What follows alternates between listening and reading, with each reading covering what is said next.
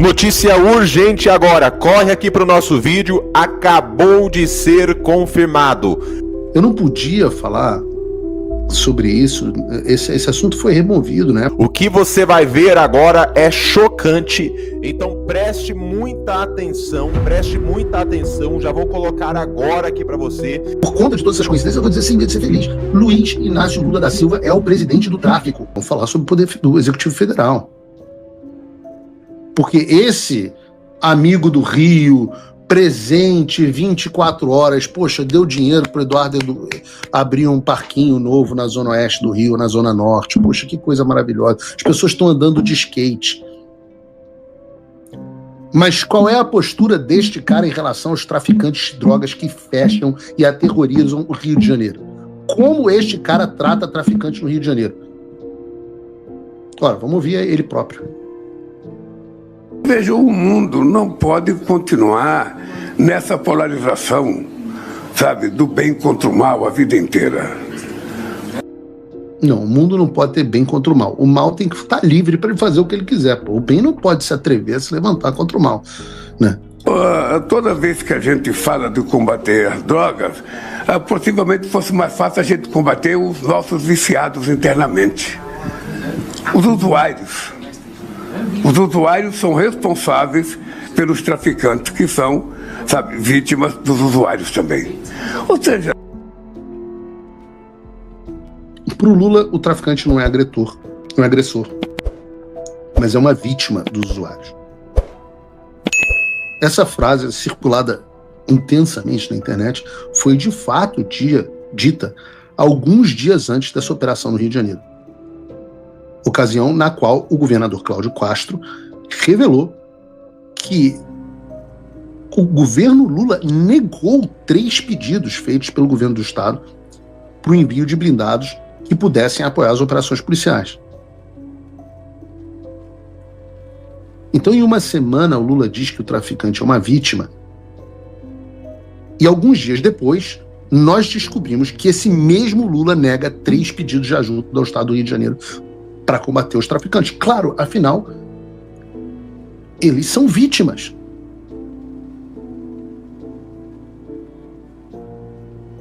É impossível a essa altura do campeonato que o Lula não entenda que as organizações narcoterroristas, e eu acho que a gente vai entrar sobre isso, entrar nisso se o João tiver... aliás, vamos entrar. As organizações narcoterroristas não apenas traficam drogas mais. Hoje elas dominam territórios e extorquem a população. Essas pequenas vítimas, hoje milícia, tráfico, é tudo mais ou menos a mesma coisa. O tráfico, a milícia faz tráfico, o tráfico age como milícia, extorquem a população em todo o Brasil. E qual teria sido a razão para o Lula não atender esses pedidos? Qual teria sido a razão para o Lula se negar a combater o narcoterrorismo? Ora, eu não tenho a resposta para isso. Talvez vocês no chat tenham. Eu vou me limitar a lembrar de alguns casos. Em junho desse ano, por exemplo, o Lula e a Janja estiveram na favela do Moinho, na região central de São Paulo. O detalhe, até aí tudo bem, mas qual é o detalhe? A visita foi viabilizada após reuniões de integrantes do governo Lula com a Associação da Comunidade do Moinho, que é uma ONG ligada, por sua vez, a quem? Ao primeiro comando da capital. A sede dessa ONG foi utilizada para guardar drogas para o PCC e a presidente da ONG é irmã do antigo líder do tráfico da favela. Irmã! Não, mas é tudo coincidência. Vocês lembram, por exemplo, exemplos aleatórios. Em março de 2023, o atual ministro do STF,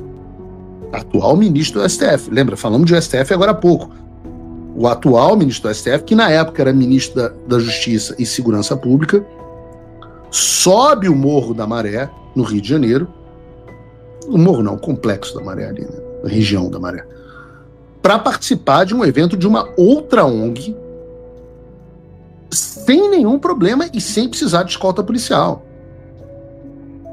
Ora, a Maré é dominada pelo Comando Vermelho e pelo Terceiro Comando, que são as duas principais facções do Rio de Janeiro. E aí receberam o ministro nessa tranquilidade. Falamos sobre isso, mas não podia nem questionar isso na televisão. O coronel da Polícia Militar do Rio de Janeiro, Fábio Cajueiro, ex-comandante de operações do Complexo da Maré, ao ser entrevistado pela Gazeta do Povo, falou o seguinte a respeito desse episódio: não tem nenhum cidadão do mundo que entre na Maré com 2 carros grandes com isso filme, sem a anuência e a concordância do narcotráfico. Tanto que para a PM ou qualquer outra força policial entrar só com blindados, com uma operação grande, com helicóptero, é só com blindados, com uma operação grande ou com helicóptero. E mesmo assim a resistência será de grandes proporções. Nenhuma autoridade do Brasil ou de qualquer lugar do mundo entraria ali sem a autorização das lideranças do narcotráfico, seja juiz, promotor, desembargador, ministro ou presidente. E não foi a primeira vez. Eu me lembro no ar, na Jovem Pan, tendo essa discussão com o energúmeno, quando em outubro de 2022, em pleno segundo turno da campanha presidencial, o Lula, junto com o senhor Eduardo Paes, subiu o Morro do Alemão, que, como já vimos, é controlado pelo Comando Vermelho. Não precisou de escolta policial militar, não precisou de nada do tipo. Um dos lugares mais perigosos do planeta. É muita coincidência. Eu posso ficar aqui... Lembram do caso da dama do tráfico? A Luciana Barbosa Farias, né, cujo marido é um dos líderes do Comando Vermelho no estado do Amazonas. Ela e o marido foram condenados em 2022, antes da visita. Estou falando da visita em Brasília do governo Lula a essa senhora. Foram condenados por lavagem de dinheiro, associação para o tráfico, organização criminosa. Recebidos sem problema. Esse é o mesmo governo que nomeou como ministra do Turismo a deputada federal Daniela do Vaguinho, esposa do ex-prefeito de Belford Roxo, Vaguinho, que fez campanha política em apoio ao Juraci Alves Prudêncio, o Jura, o líder do bonde do Jura, que é a maior milícia de Belford Roxo. Mas é tudo, eu estou citando aqui todas as coincidências. Eu vou dizer para vocês, eu digo isso que é o título do programa de hoje: sem medo de ser feliz. Por conta de todas essas coincidências, eu vou dizer sem medo de ser feliz. Luiz Inácio Lula da Silva é o presidente do tráfico. É o presidente que chama traficante de vítima e que nega apoio das forças de segurança pública para combater o narcoterrorismo. E não sou só eu que digo que o Lula é o presidente do tráfico, não. Eu tenho memória. Lembra dessa reportagem de 2022 sobre o que disse o Marcola, o mais famoso líder do primeiro comando da capital?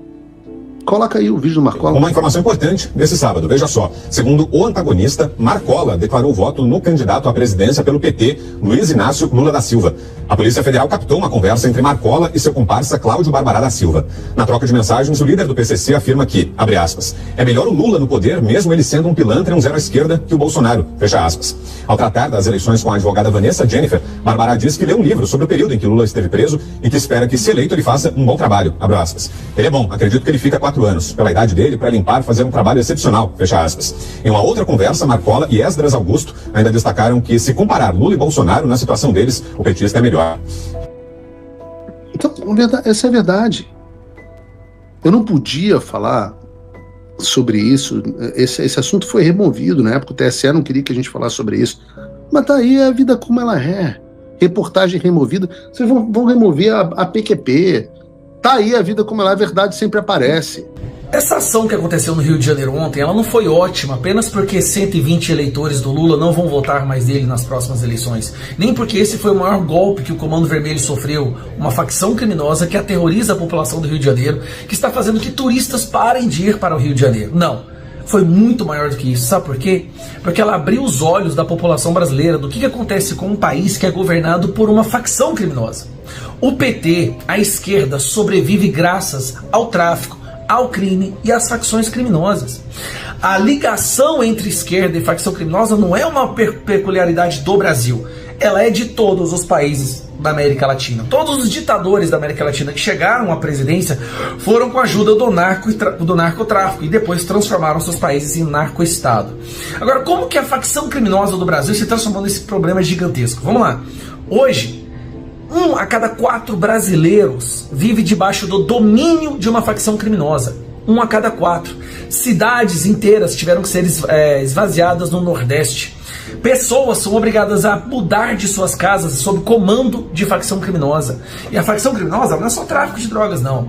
Ela é uma máfia que vai nos pequenos comerciantes de várias regiões e cobra deles uma mensalidade porque senão eles serão assassinados. 1 a cada 4 brasileiros no Brasil vive dessa forma. O que aconteceu? O governador do Rio de Janeiro teve a coragem de finalmente tomar uma ação contra esse pessoal. E a esquerda e o governo faz o quê?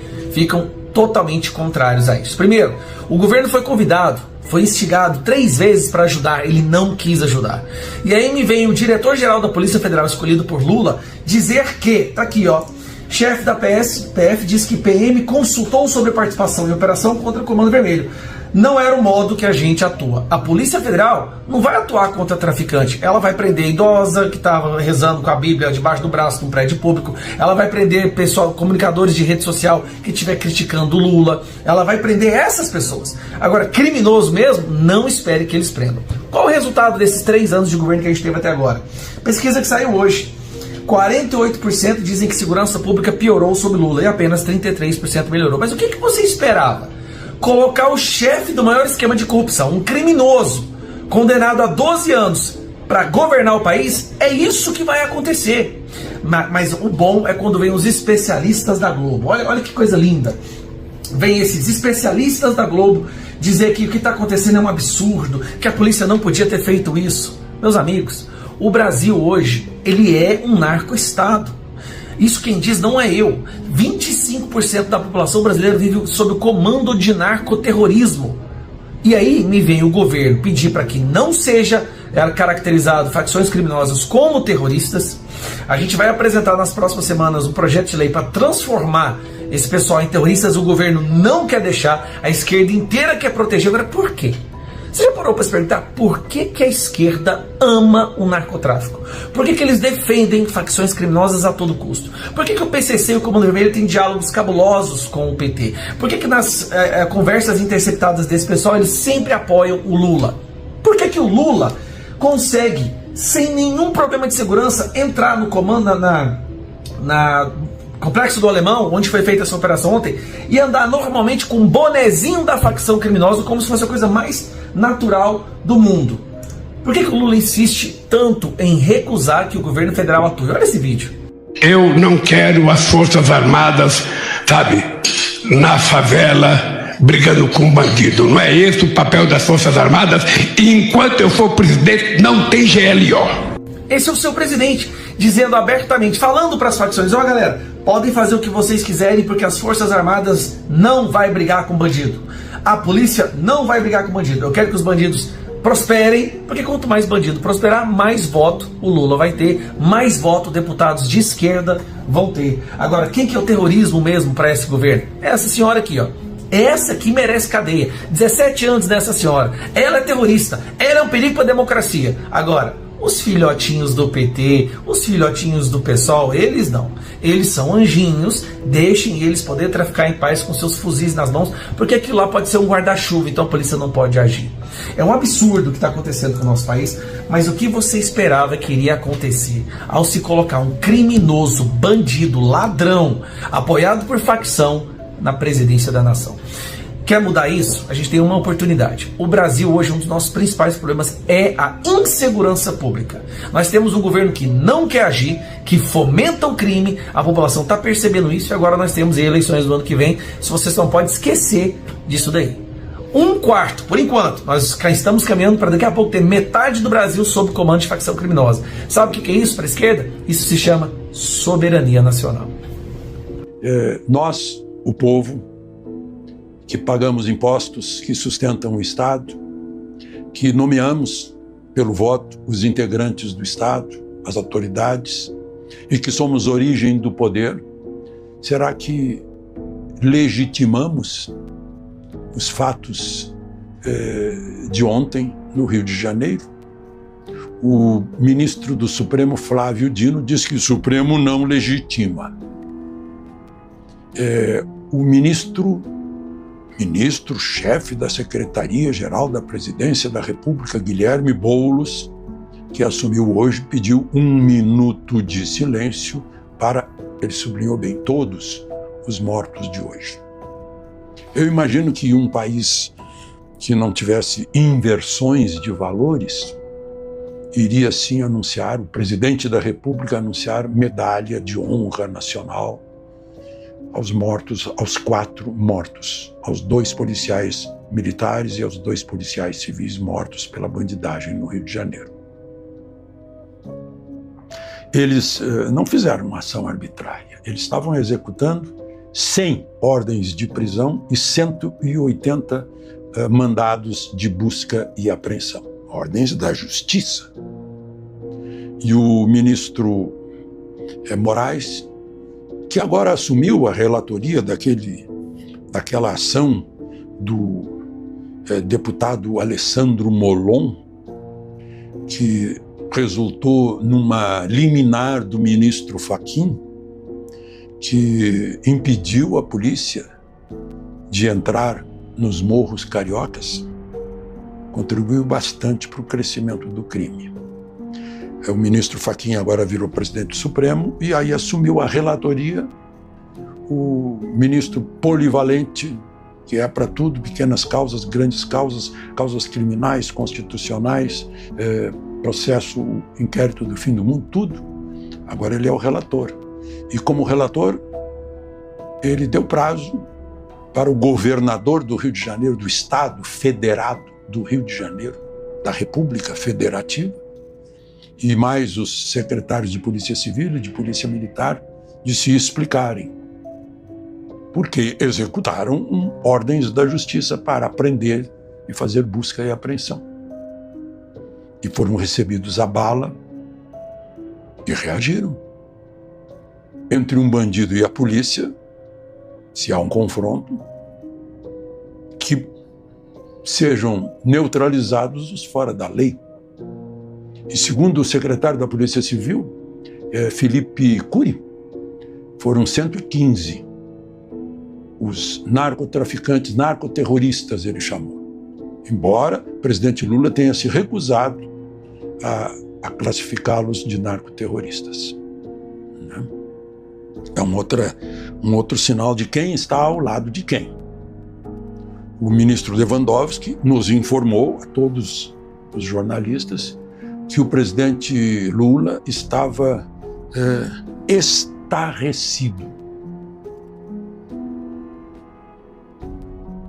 O presidente Lula não está ao lado do povo brasileiro, sitiado pelo crime,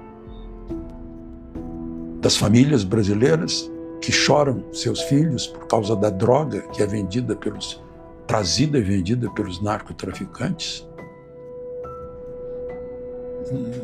Não entendi essa posição do presidente da República, que é presidente de todos os brasileiros.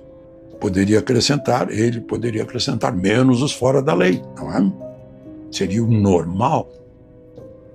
Bom, eu anotei aqui algumas coisas depois dessa breve apresentação.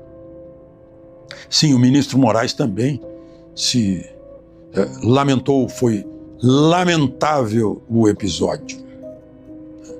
Dando sinais aí para a gente saber quem faz parte da bandidolatria, como a mídia, a maior parte da mídia admira os bandidos e detesta a polícia. Todos sabemos isso há muito tempo. Isso é uma das causas do crescimento do crime, que é estimulado pelo noticiário favorável.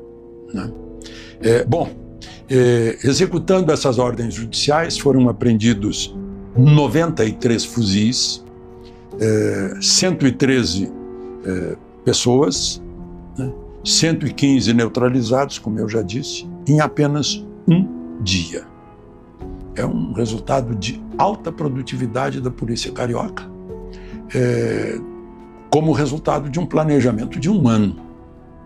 Eu não sei se conseguiram manter o segredo, porque teve alguns que fugiram, né? Mas um amigo militar me disse, que coisa estranha, né? As tropas federais estão aquarteladas no Rio e todos juramos defender a pátria. Defender a pátria de quem?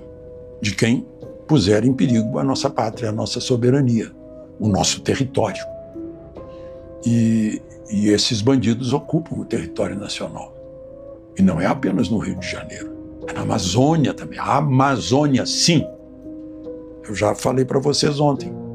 Na entrada do Rio Solimões, que depois muda de nome para a Amazônia, lá na região de Tabatinga, quem domina é o mesmo Comando Vermelho que foi atacado ontem pela polícia, executando ordens judiciais. A bomba política do dia caiu em Brasília e ecoou até Washington. Segundo fontes, Lula teria recorrido desesperadamente a Donald Trump para pedir o fim das sanções impostas pela Lei Magnitsky, que atinge aliados e esquemas suspeitos do petismo mundo afora. A resposta do republicano foi curta, gelada e cortante. Vai ser pior. A cena expõe o colapso diplomático do governo, que prometia respeito internacional, e agora se vê ajoelhado, tentando apagar incêndios criados pelas próprias alianças nebulosas. Enquanto o Planalto tenta abafar, o mundo assiste ao espetáculo da contradição. Quem dizia soberania agora implora por clemência. A verdade está vindo à tona, e quando a poeira baixar, muita coisa vai mudar. Compartilhe essa notícia, marque os amigos, espalhe o alerta. Juntos, desmascaramos o teatro da hipocrisia.